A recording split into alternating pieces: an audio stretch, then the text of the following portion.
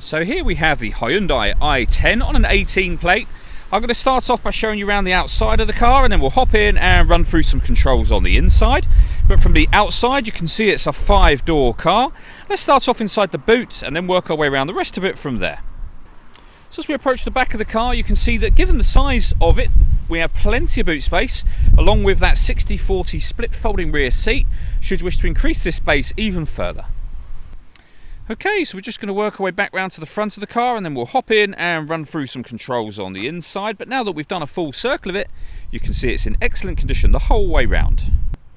Just briefly before we climb in, I think it's well worth seeing the interior from this exterior point of view. There's plenty to run through on the dashboard, so let's hop in and we'll do that right now.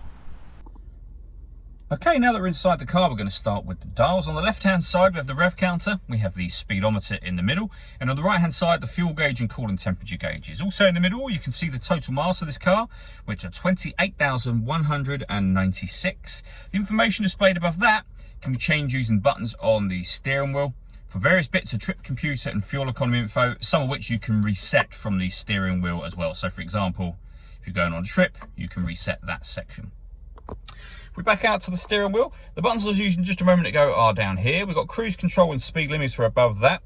On the left-hand side, we have stereo controls and phone controls. The phone controls can only be used after such time as you paired the phone up, and that is done over on the stereo in the center just here. Hit the phone button, and then use the corresponding numbers to do what you want to do on there. So you'd pair a new device, for example, from there.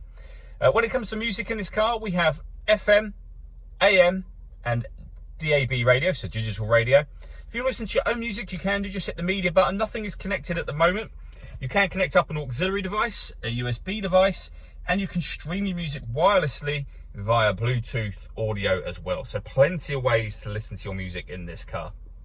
Working our way down, we have the air conditioning. So you can determine the temperature, the fan speed, and the direction of the air. Hit that button to turn the air conditioning on, and it's on right now, or off again. Once it's on, or even when it's off, you can either bring in fresh air from outside the car or recirculate the air that's in the car. That's a great way of heating it up or cooling it down quickly, depending on the temperature you set on this dial. And you can put it on either one whenever you wish to. And we have our rear heater screen just there as well. Below that, we have a 12-volt charging socket underneath this cap. We then have auxiliary and USB inputs for your music, and a 5-speed manual gearbox. All that leaves me to say is thank you for taking the time to watch this video. If you'd like to come and see the car in person and have a test drive, please feel free to call any of our MJA sites. We'd love to hear from you soon.